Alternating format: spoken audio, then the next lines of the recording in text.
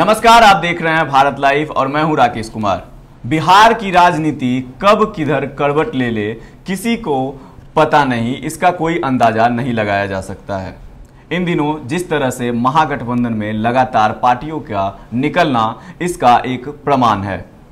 पिछले दिनों आपको याद होगा मुकेश साहनी ने जिस तरीके से प्रेस कॉन्फ्रेंस के दौरान जब महागठबंधन के सभी घटक दल वहां मौजूद थे, उस दौरान मुकेश साहनी ने तेजस्वी यादव पर आरोप लगाते हुए उन्होंने कहा कि उनके साथ विश्वासघात हुआ है, उनके पीठ के पीछे से खंजर भोंका गया है।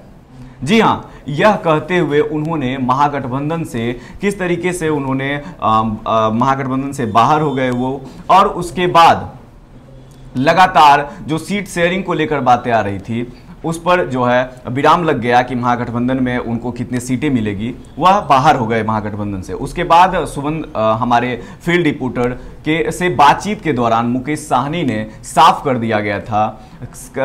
दिया था मुकेश साहनी ने कि उन्हें सम्मानजनक सीटें नहीं दी जा रही थी, उनके साथ विश्वासघात हुआ था, लेकिन उन्हें 2 अंकों में सीटें मिलेंगी, यह उन्होंने कहा था। और जैसे ही महागठबंधन से वह बाहर हुए, उसके बाद डायरेक्ट दिल्ली से उन्हें बुलावा आया और वह दिल्ली गए प्रधानमंत्री नरेंद्र मोदी और अमित शाह के साथ बैठक किए और उन्हें आश्वासन दिया गया कि आपको सम्मानजनक सीटें मिलेंगी। हालांकि यह बात जो है बाबा पहले ही महापंचायत के दौरान भारत लाइव के माध्यम से आप तक पहुंचाया था, आपको बताया था कि उन्हें लगभग 12 से 15 के बीच सीटें मिलेंगी। कम से कम 12 नहीं तो अधिकतम 15 सीटें उन्हें मिलेंगी। लेकिन अब इस बीच बड़ी खबर है कि अभी तक जो यह सभी बातों पर विराम लगा हुआ था, अब साफ होते दिख रहा है कि उन्हें वह जैसे ही महागठबंधन से बाहर आया, अब एनडीए में चले गए हैं और अभी भी संशय लगा हुआ था कि उन्हें कितने सीटें मिलेगी। और आज इस बात की आधिकारिक घोषणा होने वाली है। मुकेश साहनी प्रेस कॉन्फ्रेंस के दौरान आज साफ हो जाएगा कि मुकेश साहनी की पार्टी वीआईपी को कितनी सीटें मिलेंगी। अब हम इस पर बाबा से जानते हैं कि क्या कुछ होने वाला है, कितनी सीटें मिलेंगी और क्या होने वाला है। एनडीए में जब से वह अंदर चले गए, बाबा एनडीए में शामिल हुए हैं, तो अब क्या होगा बिहार की राजनीति में। जिस तरीके से उन्होंने रूट कर महागठबंधन से बाहर आए और अब एनडीए में गए, हालांकि पहले भी वो एनडीए में ही थे।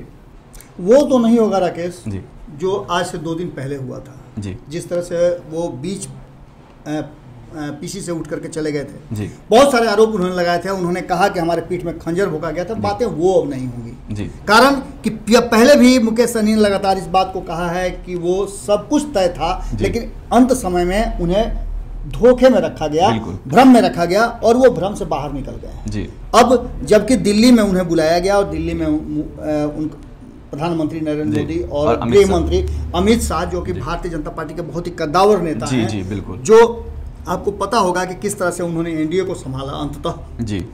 अब एनडीए को संभालने में वो मुकेश साहनी पर उनके सर पर हाथ आ गया है। आपको याद होगा कि किस तरह से चिराग पासवान को लगातार अपने छत्र छाया में प्रधानमंत्री ने रखा था और कहा था कि बहुत ही होनहार बच्चा है। जी जी, बिल्कुल। वो होनहार बच्चा अब आगे चल के क्या करेगा वो तो बाद की बात है, लेकिन मुकेश साहनी भी काफी होनहार थे।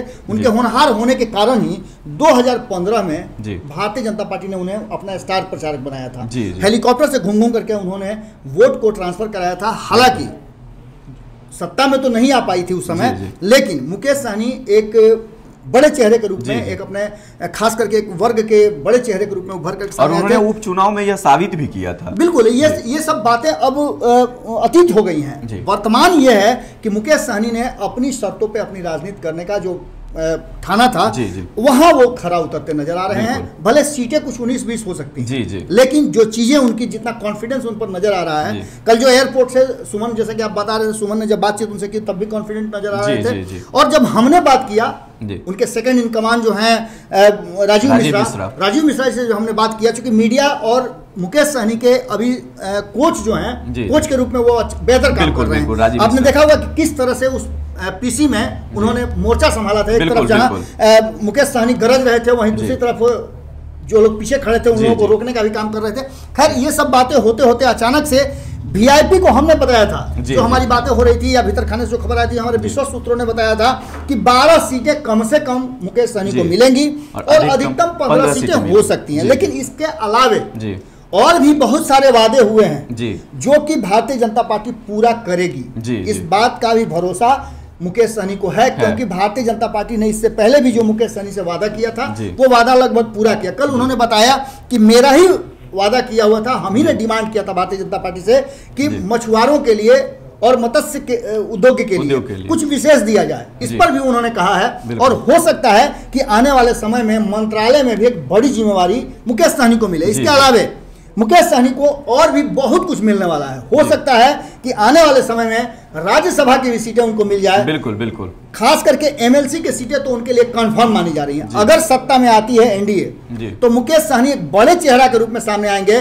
और एक बात तो तय नजर आ रही है कि जहां एक तरफ भारतीय जनता पार्टी ने उन पर भरोसा किया है, अपने हिस्से की सीटें देने के लिए राजी हो गए हैं, इसका मतलब होता है कि कहीं ना कहीं मुकेश सहनी पर पूरा पूरा भरोसा और वो वोट को शिफ्ट कराते हैं। ये बातें भारतीय जनता पार्टी के सर्वे में आ चुका है। अब इन सब बातों का निश्चित रूप से अंत समय में हाथ मल रहे होंगे तेजस्वी यादव जरूर कि कहीं ना कहीं उनसे एक गलती हो गई है। अब देखने वाली बात यह होगी 2020 में एक बड़ा चुनौती होगा राकेश कि किस तरह से मुकेश सहनी, हिंदुस्तानी अवाम पार्टी और भारतीय जनता पार्टी जदयू मिलकर के अपने सीट को रिकवर कर पाती है। पिछली बार भी महागठबंधन में नीतीश कुमार तो थे ही। अब देखना ये होगा कि भारतीय जनता पार्टी ने जितना भरोसा किया है और खास करके मुकेश सहनी निश्चित रूप से वहाँ एक बेहतर स्थिति भी समझ रहे होंगे। बिल्कुल। अब आगे बहुत सारी बातें ऐसी हैं जो मुकेश सहनी के साथ भीतर खाने में तय हुई हैं। आज 12 बजे से 2 बजे के बीच में जो प्रेस वार्ता होनी है उसमें किस तरह से अपने गोद में लेकर के मुकेश सहनी को भारतीय जनता पार्टी आगे का सफर तय करती है। ये भारत का इतिहास रहा है और लोकतंत्र को जीवित रखने के लिए ये सब कुछ होता है। हालांकि बाबा अब लगभग साफ हो चुका है कि उन्हें मुकेश सहनी को एनडीए में 12 सीटें मिलने वाली है, लगभग साफ हो गया है। लेकिन अब बस इंतजार इस बात का है, आधिकारिक घोषणा की जाएगी पीसी के। लगभग ये मान के चलिए कि जो चीजें हम लगातार बोलते आ रहे हैं वो चीजें हो रही है। 121, 122 हमने बहुत पहले बता दिया था। आज से लगभग हमने 20 दिन पहले ये बात बता दी थी और ये बातें वहीं आकर के टिकी। इसके अलावा हमने और भी बहुत सारी बातें जो कही थी, सब बातें लगभग वही है। हमने 7 सीटें बताया था। हमने ये भी बताया था कि हिंदुस्तानी अवाम पार्टी अपने परिवार के सदस्यों तक को टिकट मिल जाए उसके संतुष्ट हो जाएगी और वही बातें हुई। अब देखने वाली बात होगी कि मुकेश सहनी जो 12 सीटें उन्हें मिल रही है उसके अलावा और क्या क्या मिल रहा है, ये बातें तो हम नहीं बताने वाले हैं। ये पीसी में आप सुनिएगा, इंतजार कीजिएगा। सुमन की गाड़ी खुल चुकी है, पल्लवी की गाड़ी खुल चुकी है, विशाल निकल चुके हैं, मुकेश निकल चुके हैं, प्रिया निकल चुकी है। अभी बहुत लोग हैं, कितने लोगों का नाम गिना है, सभी लोग निकल चुके हैं फील्ड में और आपको पूरी कहानी एकदम बिल्कुल लाइव आपके अनुसार, आपके हिस्से के लिए, आपके हक हुकूक के लिए लड़ाई तो हम जारी रखेंगे। नमस्कार। बढ़ाएं अपना कदम सक्सेस की ओर शिखर करियर इंस्टीट्यूट के साथ। शिखर करियर इंस्टीट्यूट पूर्वी भारत में एकमात्र कोचिंग संस्थान जो एक्सक्लूसिवली है मेडिकल एंट्रेंस एग्जाम